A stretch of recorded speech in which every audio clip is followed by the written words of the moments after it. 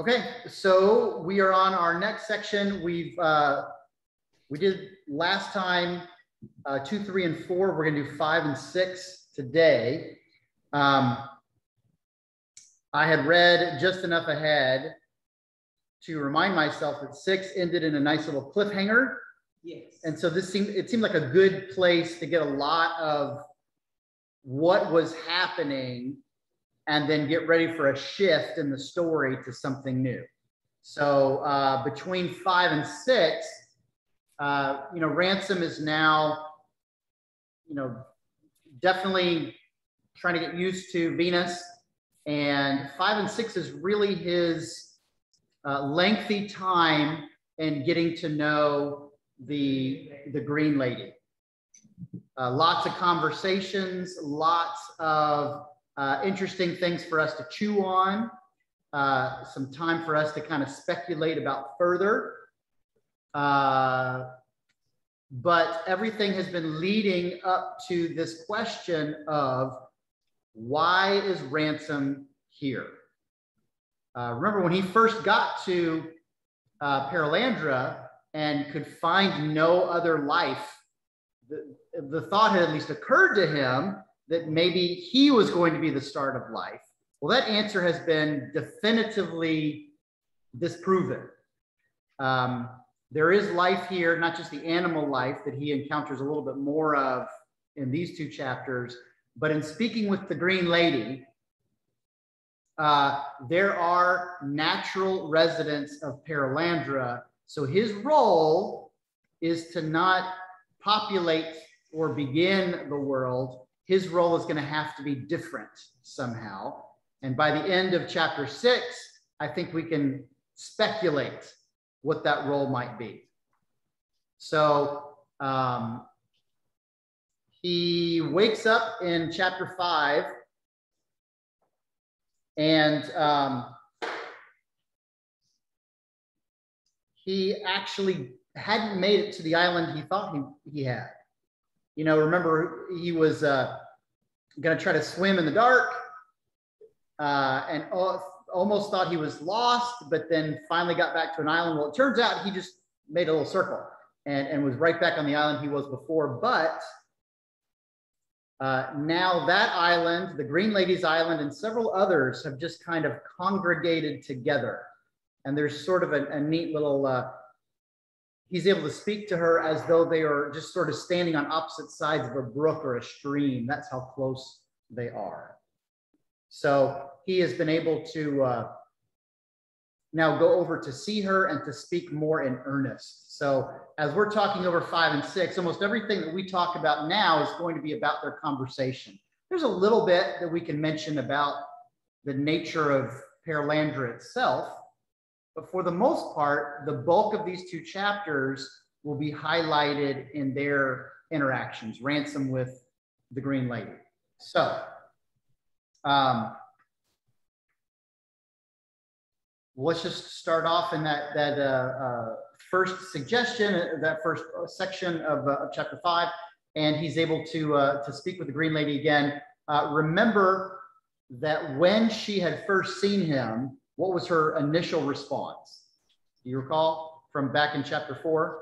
Yeah, she waved at him. She waved. He thought he was the king. Thought he was the king.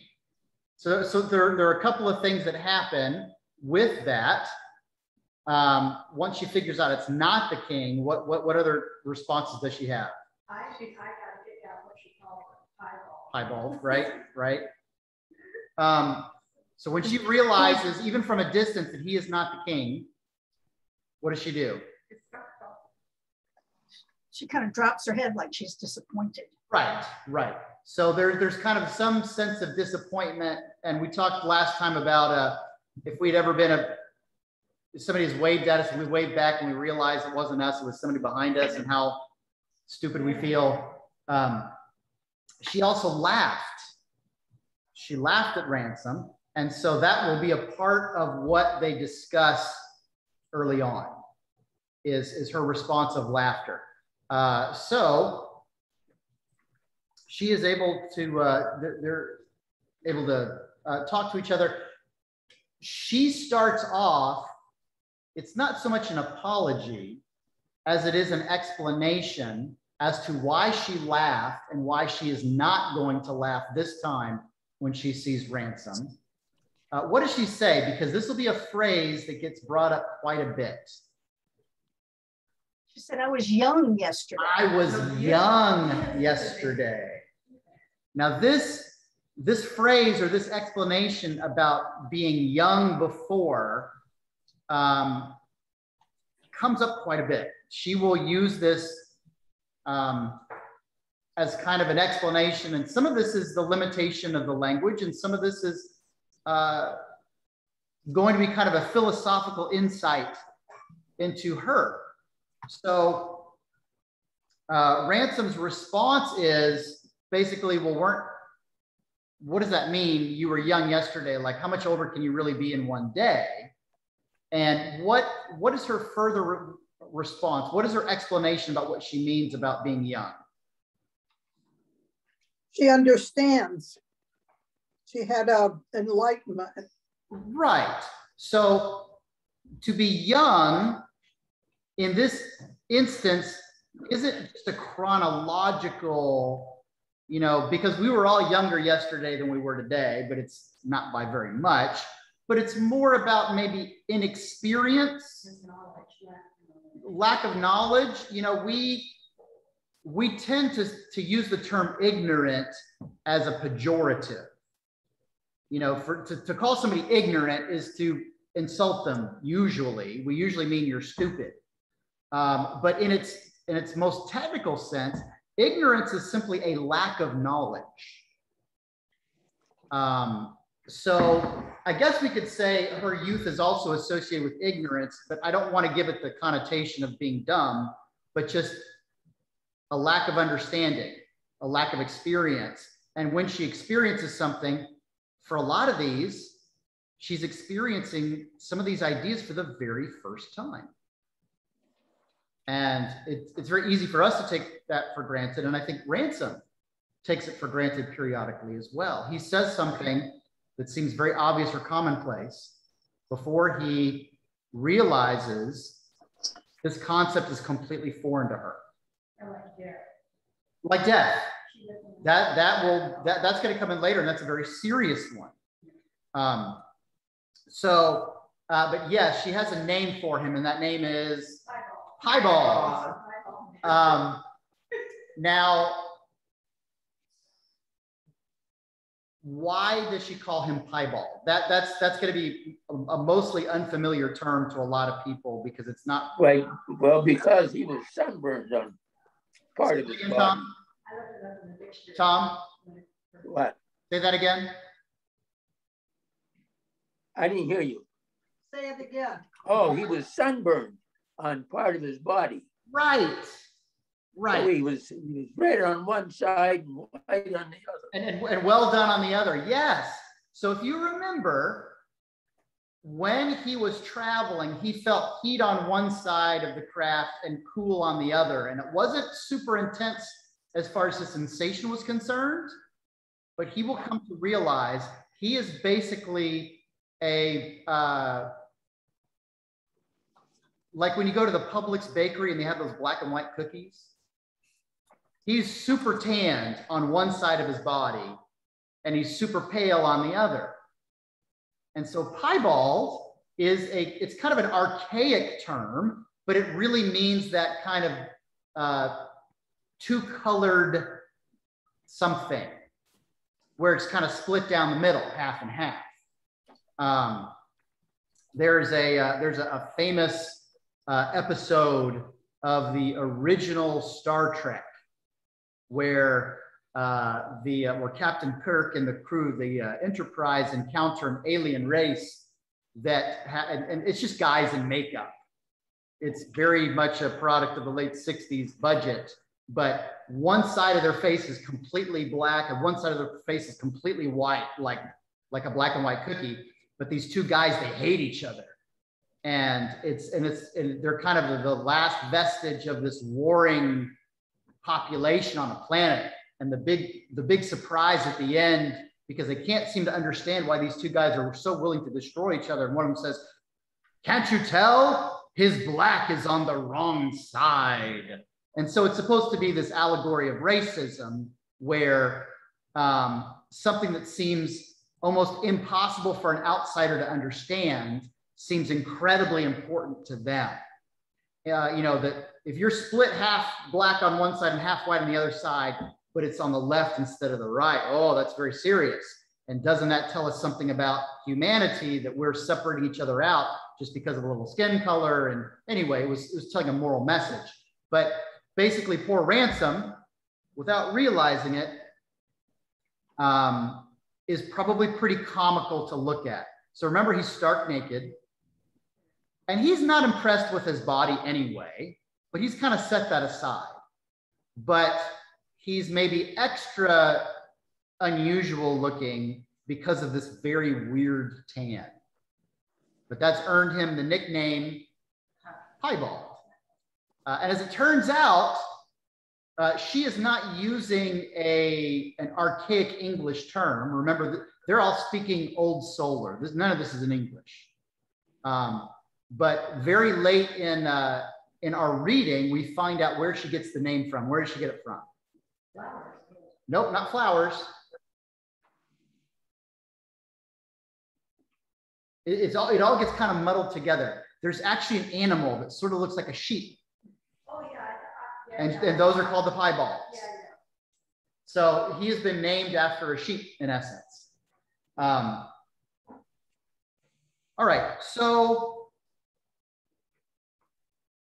I want to look at a few of the things that she says in some of these interactions because I think they're worth digging around a little bit.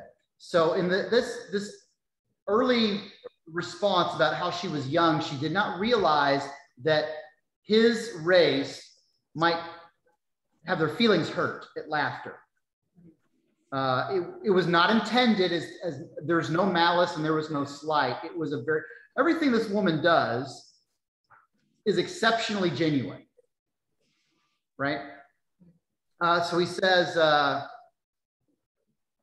when he says, aren't you young today as well? And she seems to think about it and then she says, oh, I see now. It's very strange. Can you not hear me? Tom? He's speaking to you. I can't hear it. What was the question? Yes, can you not hear him? Yes and no. All right, move it closer to you. Okay, so in this first interaction about how she's young, and he says, well, aren't you still young, basically? And she has to think about it. And then she says, I see it now. It's very strange to say one is young at the moment one is speaking. By tomorrow I shall be older, and then I shall say I was young today. You are quite right. This is great wisdom you are bringing, O piebald man.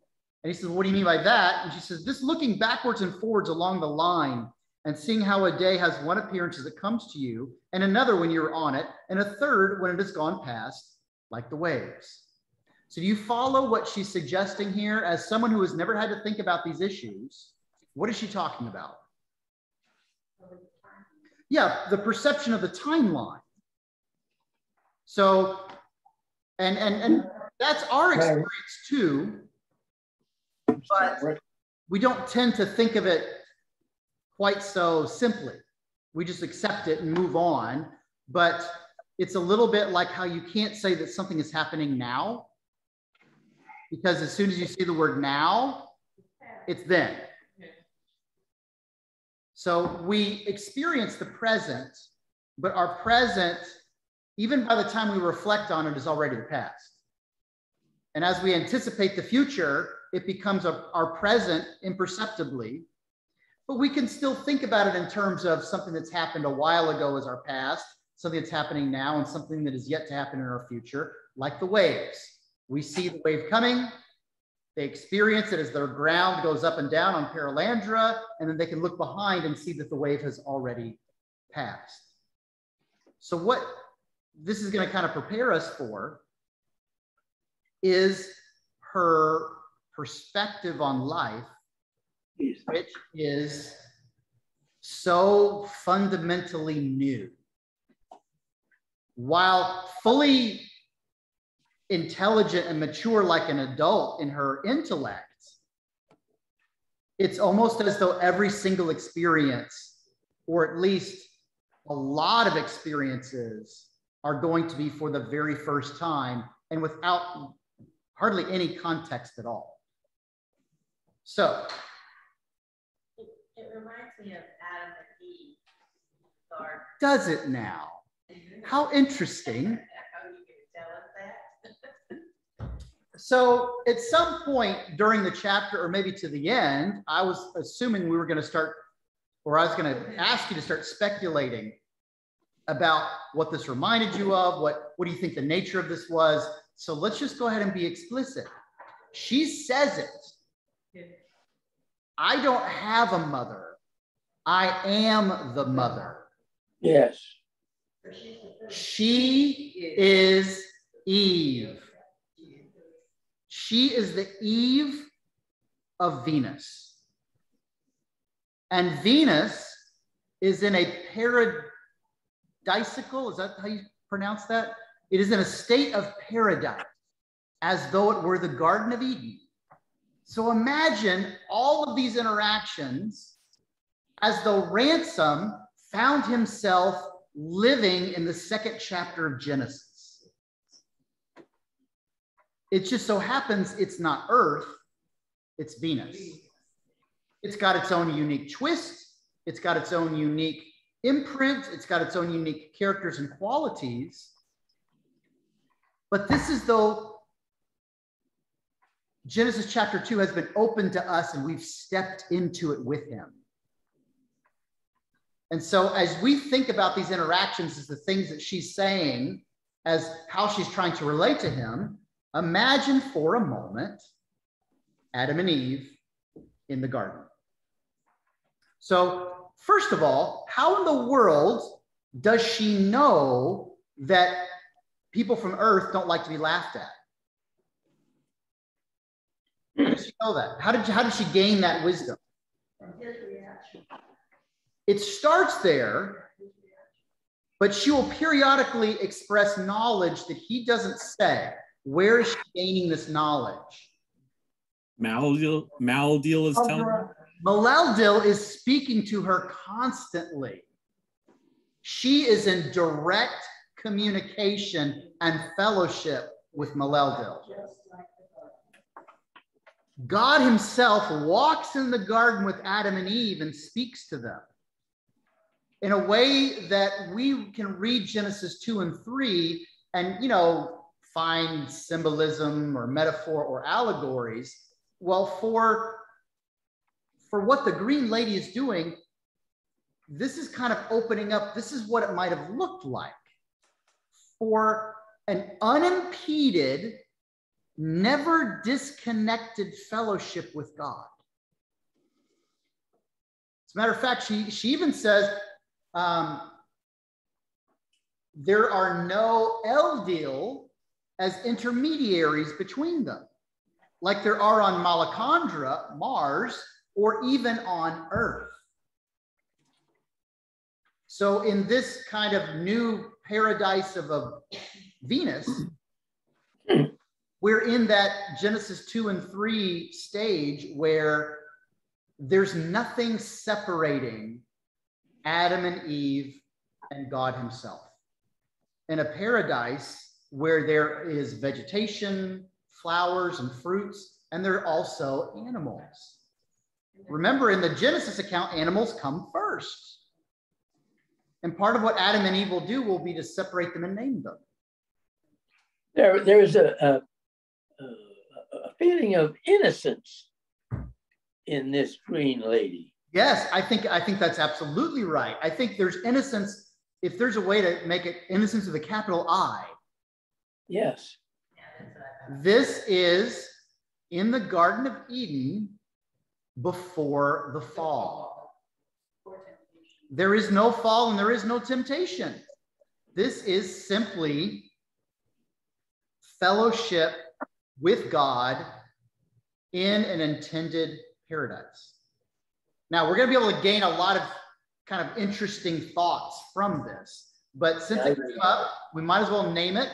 And then as we talk from here on out, that's going to be kind of in our thinking. So she's super impressed in a sense that Ransom can see the stars. Ransom's very confused that she seems to know about the deep heavens and the other worlds, and that doesn't make any sense. He knows about it because he's traveled there. How can she know about it when she's never been anywhere? And when you look up, all you see is that firmament of the cloud cover, like a golden dome. So how does she know about these other worlds? Like Malacandra is very old. How in the world would she know that? I think she's deduced it because she. I don't think she has to deduce it. I think she's told it very explicitly. Who tells her? Perelandra. That's right. But she's impressed that Ransom comes from a world that can see the deep heavens. And I think that's kind of cool because before Ransom took his unintended trip to Mars, he never would have thought in those terms. He never would have thought, I am seeing the deep heavens by looking into the sky. Now, I will say, if you've ever been in a truly open, clear, dark, but starry sky, it's awe-inspiring. And it's difficult to not have some heavenly thoughts. Get away from the city. Get away from any light. But have a bright, clear sky above you. You can have some pretty deep thoughts seeing all that out there, right? Mm-hmm. And in a sense, that's the way we ought to be seeing it, because that's the actual truth. It is more like the heavens than it is the coldness of space. And now Ransom, he knows that, but she sort of expresses it very offhandedly. Oh, how blessed you must be to be able to look at the dance of the heavenly beings right above you. And now he understands that, but he lived his whole life without ever seeing or at least understanding what he was seeing. That's just kind of a nice little thought. All right. Now, and this is still early on, so this is worth some chewing on. Ransom is very interested, if not slightly confused, that she looks like an earthly woman. Remember him expressing that, like, well, why? You know, I'm just kind of surprised. You look like me.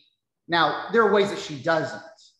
You know, she's not only green, but she has sort of a beauty and a majesty and a perfection about her that makes him feel, you know, even more feeble than he normally would.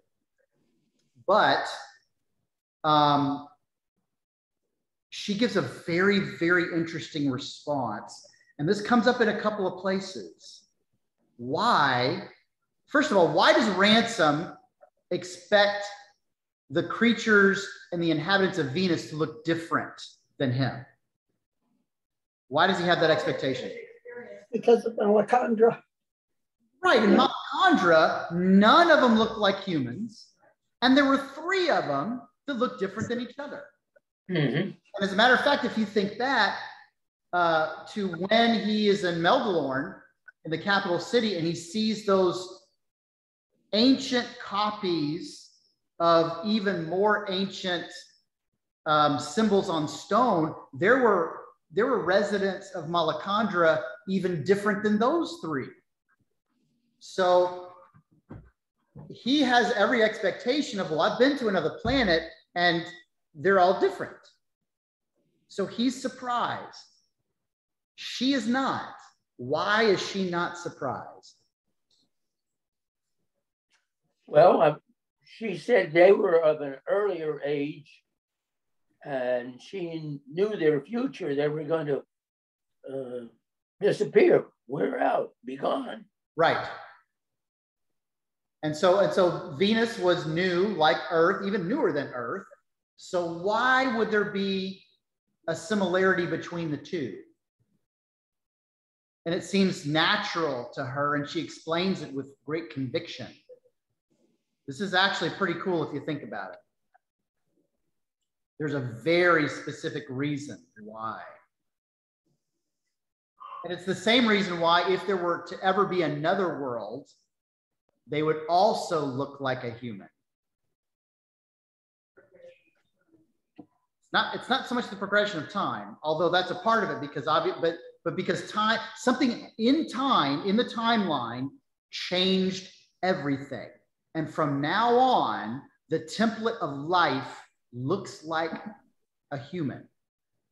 What could be so fundamentally transformative within the timeline of Earth as to change everything in the solar system from there on out?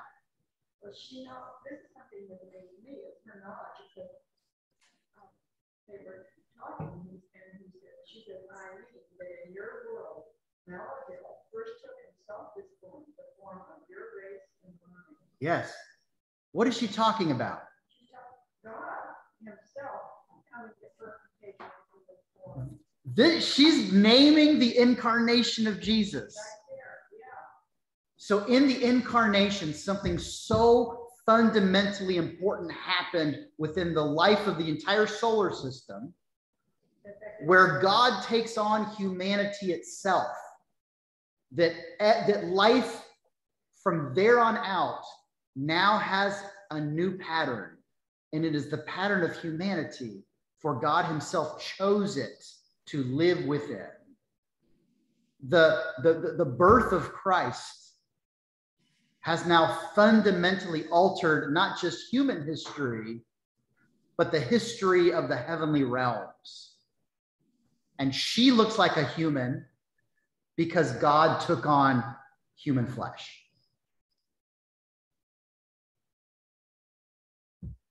And how does she know that? Because Perelandra told her. Because, you know, she starts making these references, and Ransom knows exactly what she's talking about. He's like, whoa, whoa, whoa, how do you know any of this? Remember, my world has been closed off. Even the Malacandrins don't know that. Oh, Yarsa of Malacandra was in awe when I explained the incarnation. He's like an archangel, and he didn't know. But you know. Why? Because her communion with Perelandra has nothing in between it. It's pure. There's no intermediary, there's no middleman, and there's no distance. And to think about that for a moment, as we see within her and her relationship, that was the intention in the garden, wasn't it? Fellowship with God that was full and complete without any intermediary, without any distance. That's been broken, that's been disrupted, but what would it look like if it never was? And that's something that even the Malacandrins never experienced. We would still be in a paradise with an earth again, because Adam and Eve would have children. That's right. Now there is, gosh, I don't recall if it's, I want to say it's actually a theologian named Duns Scotus, but he was, this was in the Middle Ages, and this was in the scholastic movement. And I think it was Duns Scotus, but it could have been somebody else. The funny reason why I remember Duns Scotus is he is where we get the term dunce from.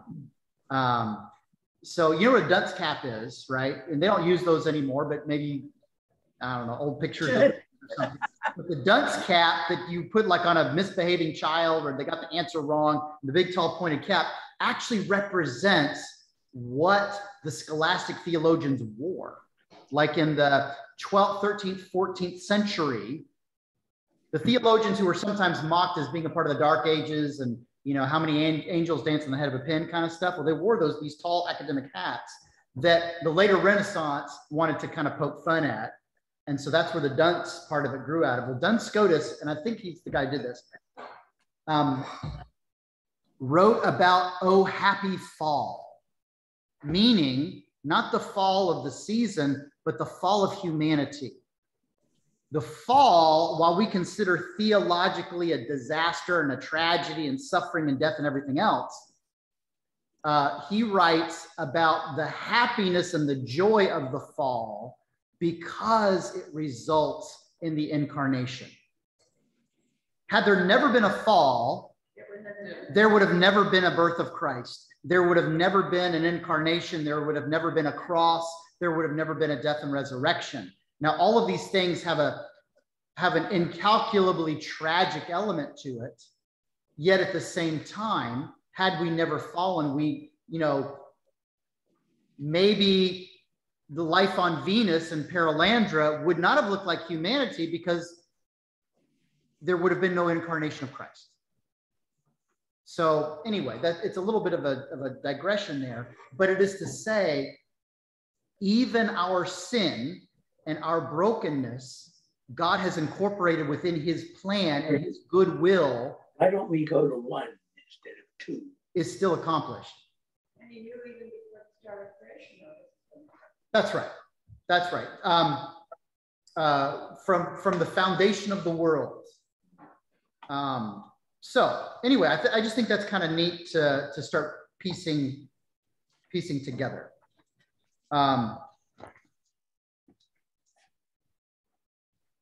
Now, Ransom is actually kind of disappointed in this thought, and he feels sort of bad because he loved the people of Malacandra, and to consider that in his mind, it's like calling them obsolete, that humanity is somehow the new and improved version. And when you get a new and improved version, what do you do to what's obsolete? You throw it away, right? You get rid of it. And so he sees that as a negative, like they're somehow less worthwhile or worthy. And her explanation is to kind of point out that's not really, it has nothing to do with their worthiness or being obsolete.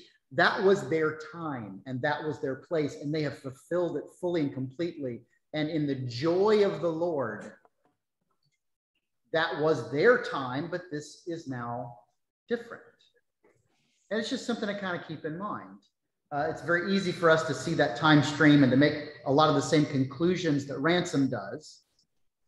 And yet the Green Lady, because of her closeness and fellowship with God himself, is able to express some things that maybe pull us out of the way that we see time and space.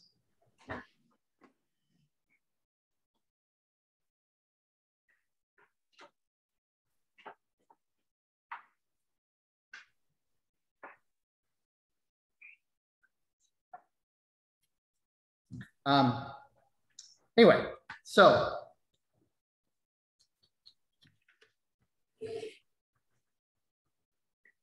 there's also this kind of nice little, I think it starts off with him where he says, I just don't want to talk anymore. Why does he say that? Embarrassed, he wants to think it over? Absolutely, because she said a bunch of stuff and he's just still trying to process it.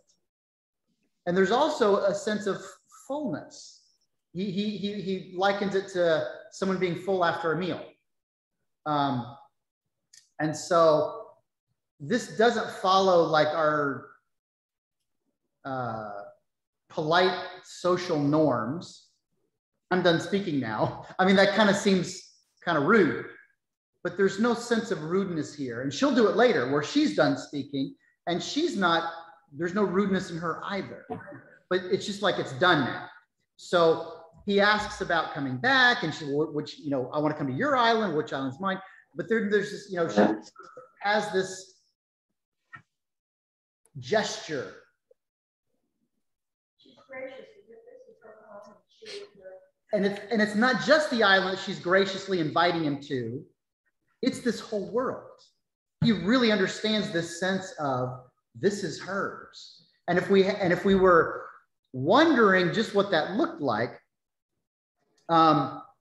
what does her interaction look like with the animals?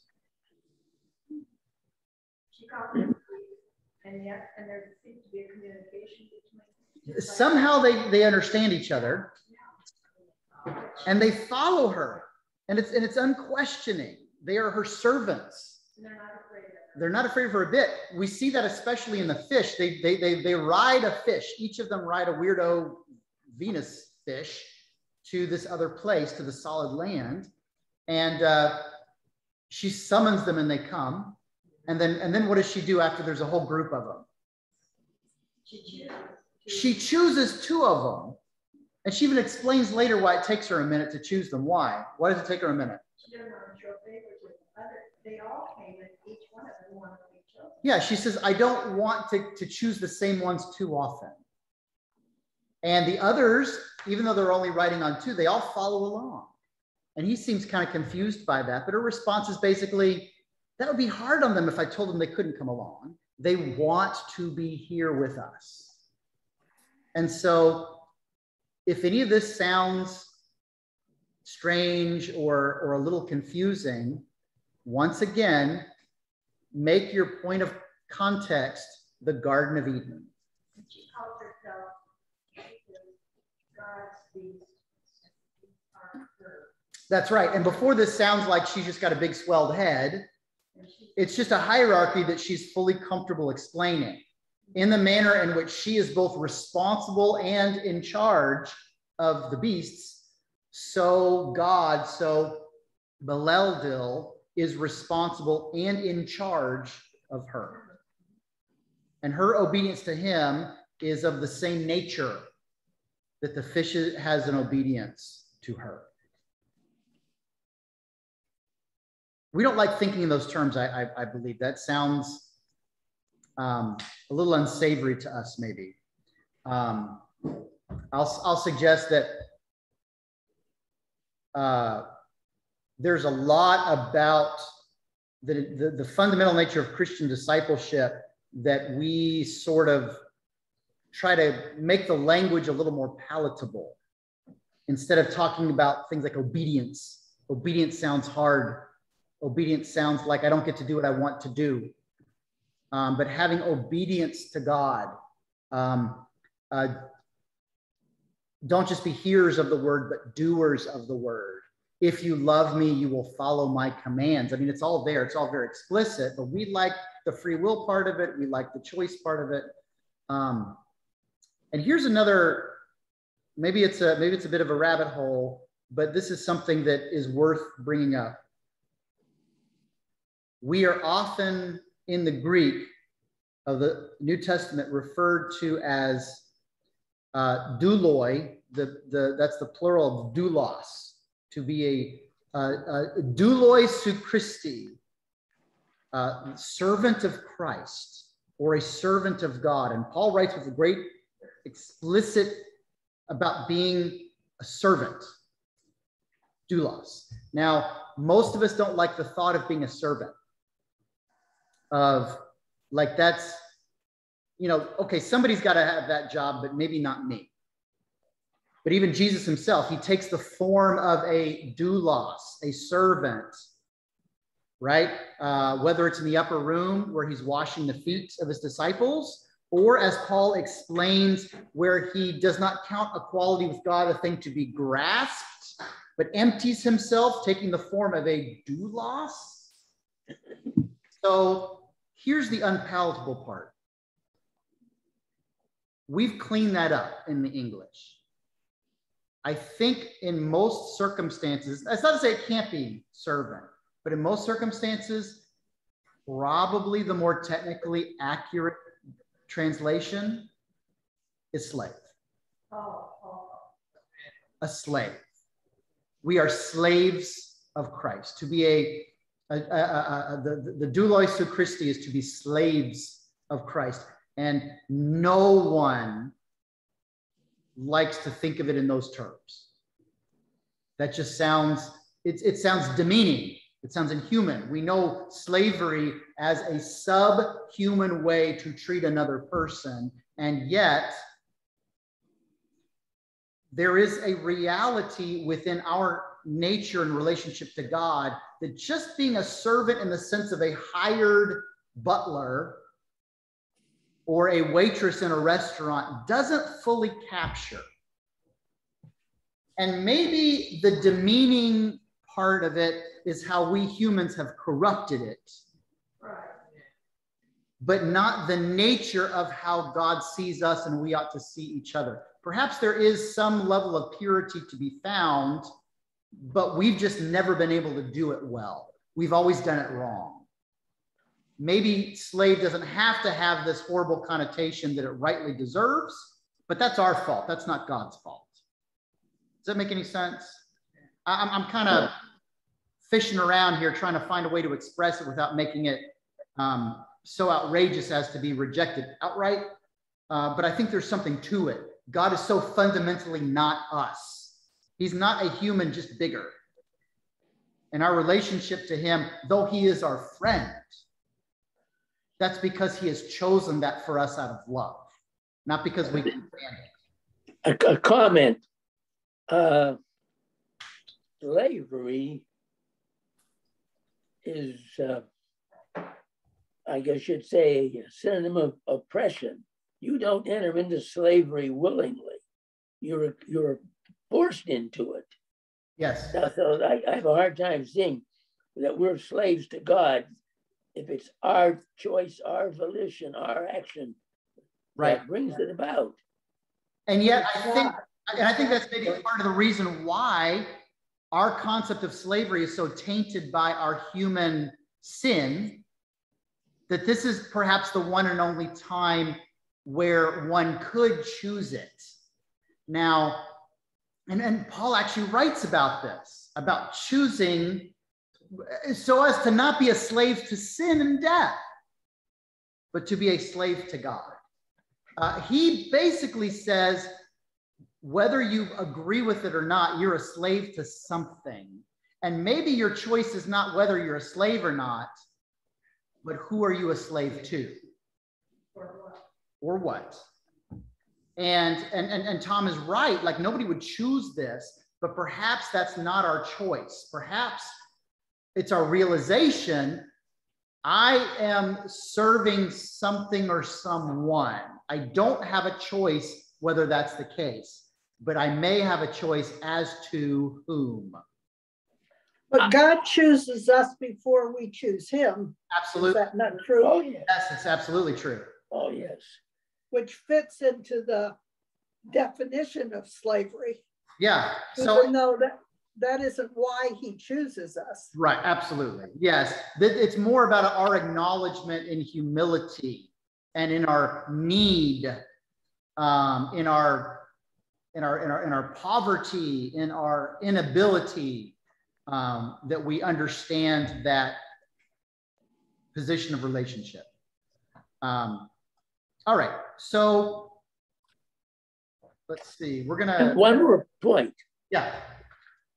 I can't think of another word in our vocabulary that describes what we consider slavery. If slavery is really not being properly applied, what word is there that describes this relationship? Yeah, I think that's an excellent question, and I can't think of any. Yeah, that would be a. So let me just say this and then let us move on. When we use the English term slave or slavery, we cannot help, and for good reason, but understand, especially like the slave trade of the 16, 17, 18, 1900s. And that's like the Western slave trade that's kind of fundamentally altered everything we think about because of its far-reaching consequences. But the slavery of the first century Roman world was not that. It wasn't good, but number one, it wasn't racial. It had no color element to it. Number two, slaves are often treated very differently. That's not to say well, but differently. Slaves had rights that were different. Slaves could be freed in a fashion that had no lasting consequence to them or to others. There was a lot about ancient slavery that is not a perfect correlation to the slavery that we would say, well, that's what happened in the 1800s. Okay, there's some overlap, but it's not the same thing. But we don't have words to distinguish between various types of slavery. nor do we really have a way to talk about slavery that's not impacted by what we've known in our nation, what we've known in the Western Hemisphere, what we've known for the last few hundred years. So all of this is a big muddled mess. And I would say it's all directly connected to human sin. And so that's why even our language falls short of being able to describe what it could, and it's our fault. Yeah, what's interesting is, right now I'm in Leviticus, so Yeah. slavery is absolutely acceptable. But you know, it sounds to me as if God is accepting it because he's acting, you know, in other words, Israeli should not enslave other than Right. release them, you know, in certain time frame. Yeah, That just need batteries. That's a new one. yeah, I will say I would prefer to describe it in terms of acknowledged rather than accepted. And I think there's a subtle but significant distinction there. It's kind of like, you know, why do David and Solomon have a bunch of wives? Does that mean that's a good godly pattern? No, but it's acknowledged that that is that's a cultural reality without it being accepted by God or Scripture as being right and good. Yeah. Okay. So we got some stuff to do here. Who's the king? We have not met the king yet. No. Who is the king in relation to the green lady? Adam. It is not explicitly stated, but that is who the king is. If she is Eve, then the king is Adam. But where is he? Oh, Now, why is he not around? oh, I know why. Because Eve was the principal player during the for the fall. The temptation and the fall. Now, that is very interesting speculation. We don't know that, but we can see some parallels here, right? So by the end of chapter 6, I think we've got a pretty good guess to what Ransom's role is going to be in this cosmic drama. So what do we think Ransom's job? Why is he actually there? I think he's to protect the lady. All right. Why and from what? What's his name? That Weston. By the end of chapter 6, Weston has arrived. So if this is the Garden of Eden and she is Eve, perhaps Weston is the devil or the serpent. What's Ransom's job? He is trying to protect. What if Eve had support? What if Eve had a defender? What if Eve had someone on her side when the serpent approached her? So I think as we're starting to piece this together, that this is sort of the things we're looking at. And that's why I think it's an interesting comment that you made, that perhaps he's spending all this time with the green lady and the king is not present because it's a parallel to the fact that the serpent first tempts Eve. Maybe. That's not explicit. I think it's very plausible and it's definitely worth thinking about. So the king, Adam, is not present.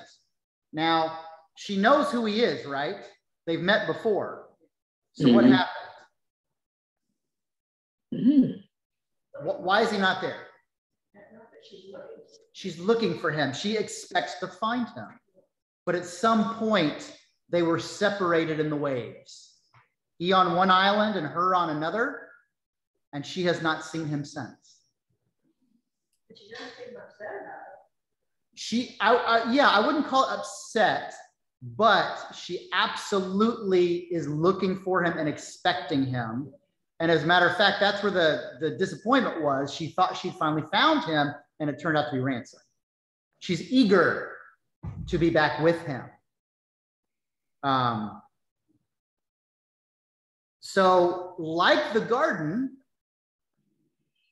there seems to be a rule. What was the rule in the garden? Oh, that she should be sick. In the Garden of Eden, what's the rule? What's their one command? Okay, you can eat of all the fruit of the garden except for one. What's the actual tree called? The tree of the knowledge of good and evil. All right. Now, if we've got parallels running here with Eve in the garden, there is also only one rule that Malelville has given the Green Lady, and what's that?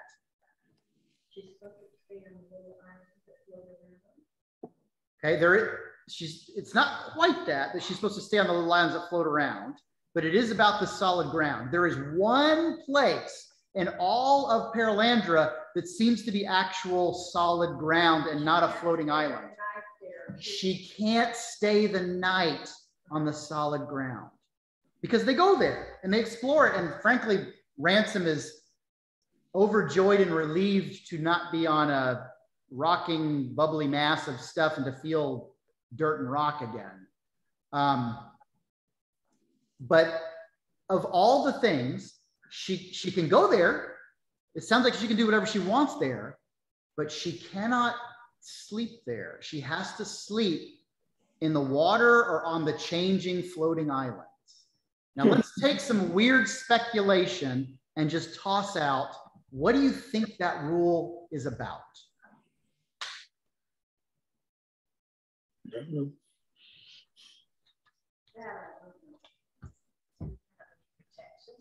She doesn't have any protection there. Okay, from what?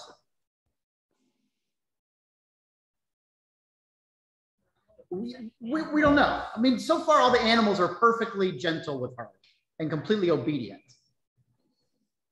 I think this one is a little more philosophical. So here's a question to go back to Genesis. Why would God not want Adam and Eve to know what good and evil is? Like if you gain this knowledge by eating the fruit, their innocence would be lost. Because once you know, it changes everything. And then I'm gonna make an extension here, a theological extension. Before they eat,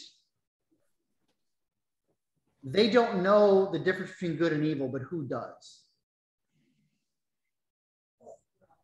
God does. And so they get all of their information from who? From God. And their trust in him is utter and complete, and their fellowship is constant.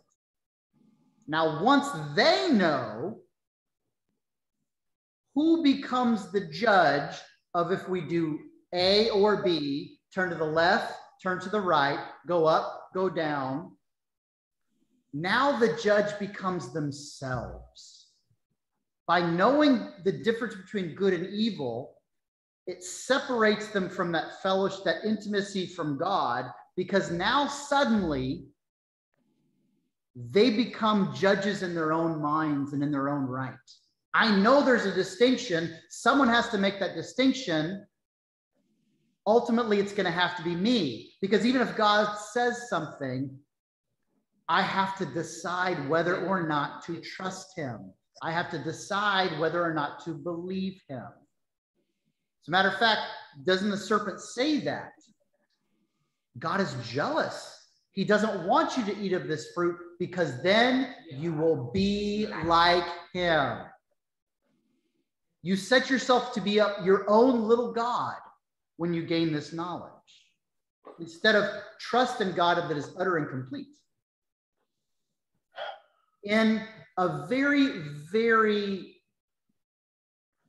small, indirect, inappropriate way, children trust their parents explicitly. The parent says something is true and they just believe them until they get a little older and suddenly they start asking why, or suddenly they start making up their own mind, and it kind of changes the dynamic of the relationship, right? Or because somebody tells them something different. Well, that's right. Well, my mom said one thing, but this other person said something else. And now who has to decide who to listen to? Now that child has a choice. Before they had no choice. And there was almost a contentment and a happiness. And so the tree of the knowledge of good and evil gives Adam and Eve both the power, but also the terrible responsibility of choice. So sleeping on a stable island instead of an ever-changing floating island, how could that relate to the knowledge of good and evil, or being a judge, or choice?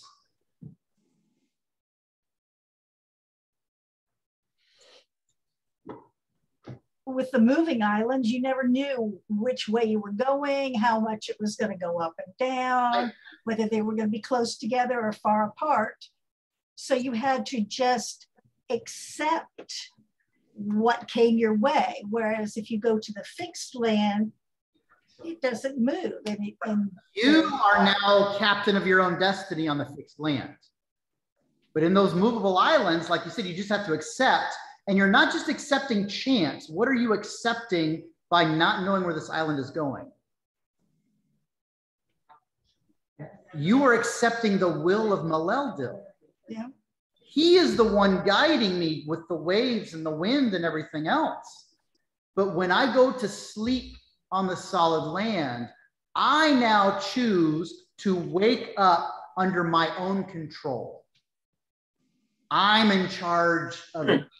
And I'm going to mitigate my risks because maybe I want to be in a certain spot at a certain time. Who's making that choice? Not Maleldil, me. So before Weston arrived, I was kind of thinking to myself that maybe Ransom was destined to actually be the equivalent of the serpent. Aha. Because there's several parts in the chapter where he says something that's, pretty innocent by our standards. He's just kind of explaining where he comes from and what he's used to. And several times the Green Lady kind of stops to pause and almost seems jealous is probably not the right word, but she understands that there's something that, I thought I could do everything here, and there's stuff that I can't. It kind of like that original sin impulse is there. Yeah, and sometimes she's flat out troubled by it, like, you're making me too old too fast. Like, I'm not sure I can bear all of this at once. I think that's a really interesting point to make, that until Weston arrives, perhaps the temptation was coming inadvertently from Ransom himself. Even when he mentions stuff like death, when he mentions stuff like disappointment, she doesn't understand disappointment. Why? Because she is fully content in the will of Maleldil. Isn't it good that Maleldil has brought me to this flower rather than that, or to this island instead of that?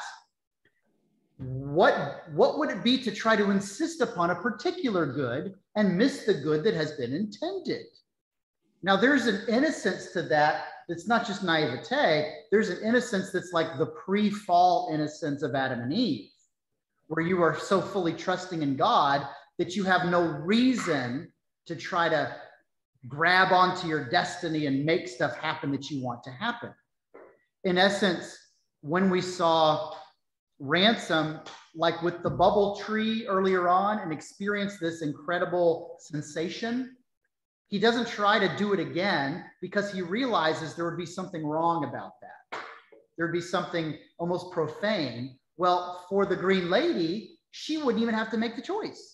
It didn't even occur to her to try to force sensations that are pleasurable to happen again and again and again. Because what Maleldil gives me is good. And that is the good he intends. Why in the world would I consider anything else? But we can see, though, that there is now a counter.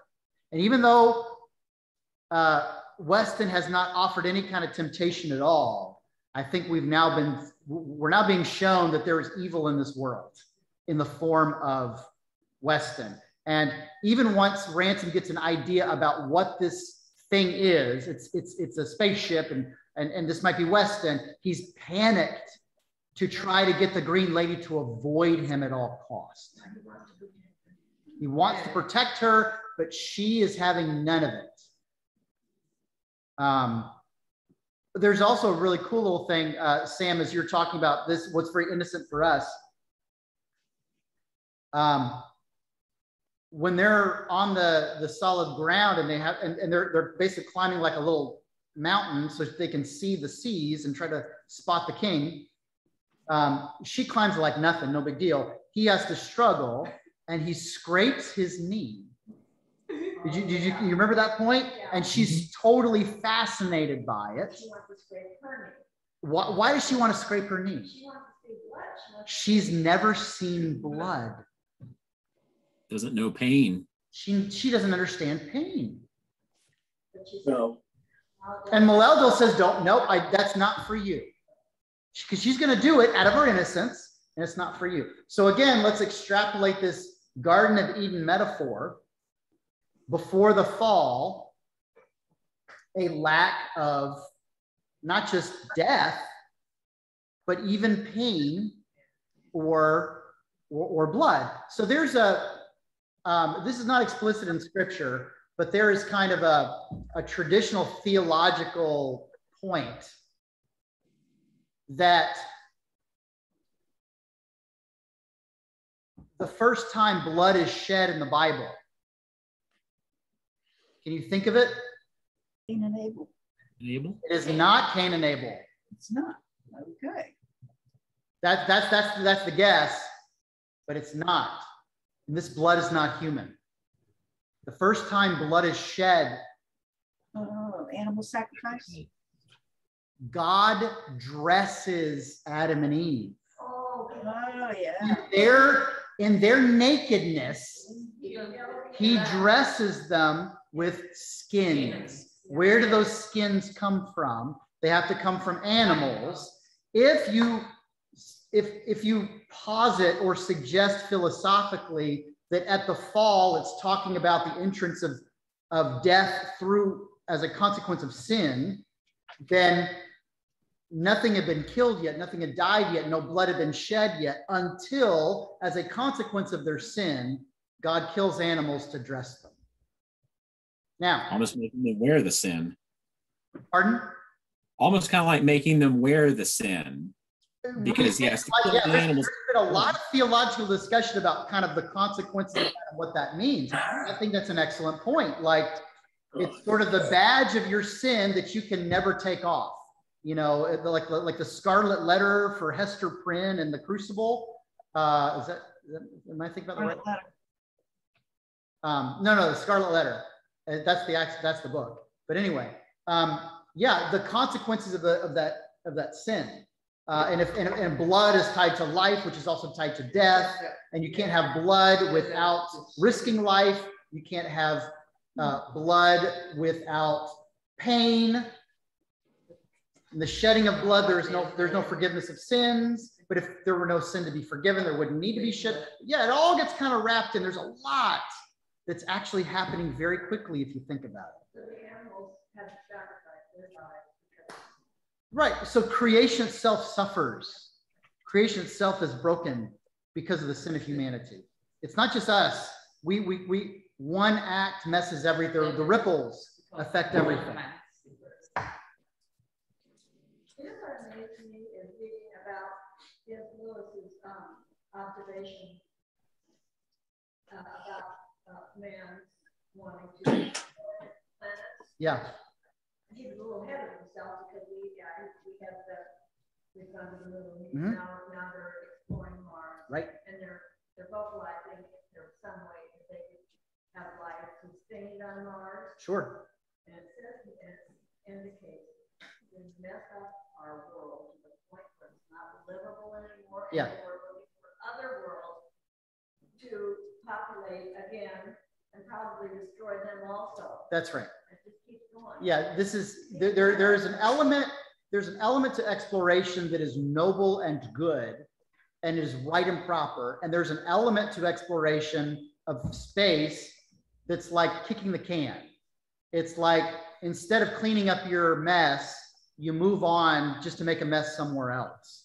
It's like somebody who moves into an apartment, wrecks the place, never pays rent, And then when they get evicted, just go off and go do it all over again somewhere else. And so that is the warning.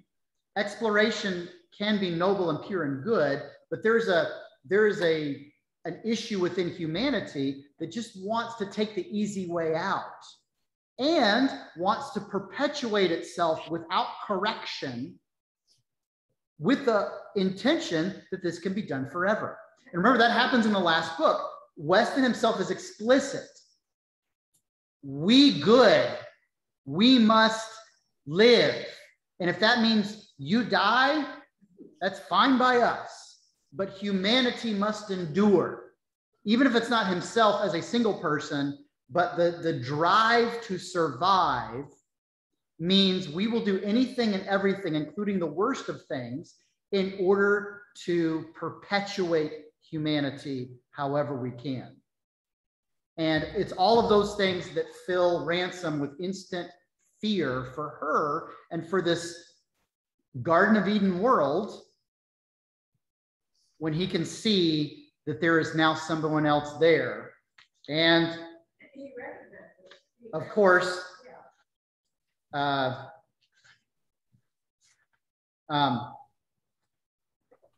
even with the last line of the chapter, it's Weston, for sure. All right, so anything else about this section before we close stuff off? Lots and lots of stuff to think about, to ponder. When these questions come up, they're very philosophical, they're very theological, they're very rich to consider or to ponder or to chew on. Even the simple things can have a lot underneath them that's worth considering.